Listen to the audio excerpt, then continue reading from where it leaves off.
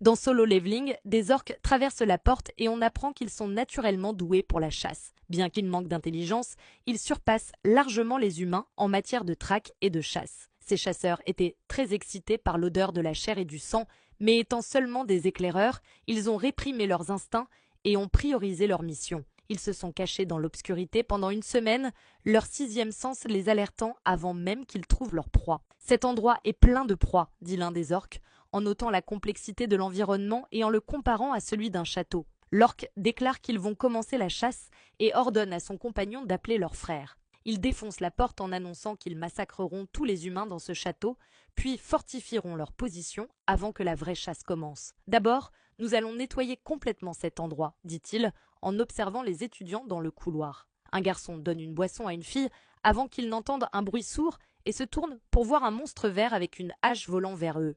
Pendant ce temps, à la porte, Jean commente à quel point elle est grande. Il fait remarquer les équipes de collecte, de minage et d'assaut qui sont composées de 13 chasseurs de rang A et de 20 de rang B.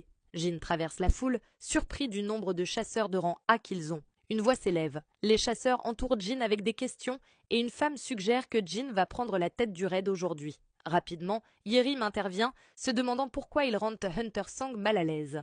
Elle se présente comme la guérisseuse principale de l'équipe d'assaut de la Guilde des Chevaliers et dit que le chef de raid et le guérisseur principal devraient être sur la même longueur d'onde. Jin tourne la tête et dit à Park Jong-soo qu'il n'a pas encore expliqué, ce à quoi il répond qu'il peut le faire maintenant.